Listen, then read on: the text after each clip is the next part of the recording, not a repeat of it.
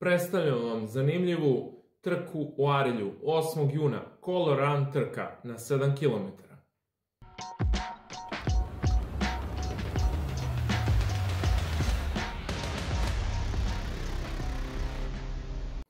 Zdravo svima, dobrodošli na Trkačku infuziju. U ovoj epizodi predstavljam jednu jako interesantnu trku, a koju preporučujem da učestvujete, da se prijavite. Naime, radi se o trci pod nazivom Kolo Run trka, koja se održava u Arilju već duži niz godina, a obuhvata jednu jedinu trku na 7 km. Šta je specifično kod ove trke jeste što ona obuhvata jedan veoma zanimljiv spektar, a to su boje.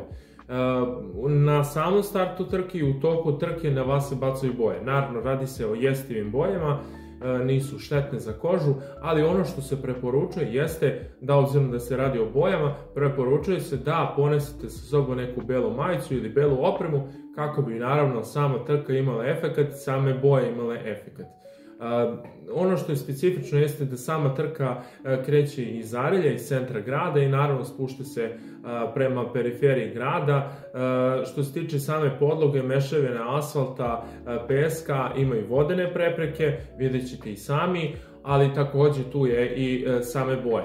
Dakle, jedan zanimljiv koncept trke koji se organizuje i koja je retka na našim prostorima i stoga i preporučujem da je obavezno posjetite. Što se tiče samog organizatora Kolo Run trke, Radovan Savić, koji organizuje ovu trku, zapravo organizuje RZO Challenge, pa svako ko se takmiči RZO Challenge-u, odnosno trke sa preprekama, dobro zna o kakvom se organizator radi. Takođe, poznat je i po velikim brojem trka koje organizuje, koje su uglavnom trail trke, tako da preporučuje se da se dođe u Arilje 8. juna, samo pazite, još 5 dana traju prijave i morate što pre da se prijavite. Prijava ide putem sajta trka.rs i tom prilikom popunjavate dakle prijavu i naravno prijavite se u što većem broju, jer je jako zanimljiva koncept same trke, dinamična je, kako da kažem, zanimljiva je sve do samog kraja, tako da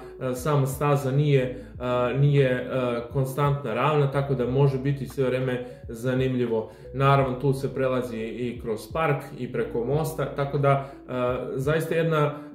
zaista jedna pozitivna energija. Ja sam imao prilike da prošle godine idem na tu trku i zaista sam se prijatno iznenadio i samim gostoprimstvom. Sami organizatori su obezbedili i malu žurku posle toga, imali su i štandove na samom danu održavanja trke, tako da preporučujem svakom ko može da dođe da se prijavi 8. odnosno za 8. jun. Ostalo je još 5 dana, kao što sam rekao, ostalo je još jako malo vremena, požurite i prijavite se.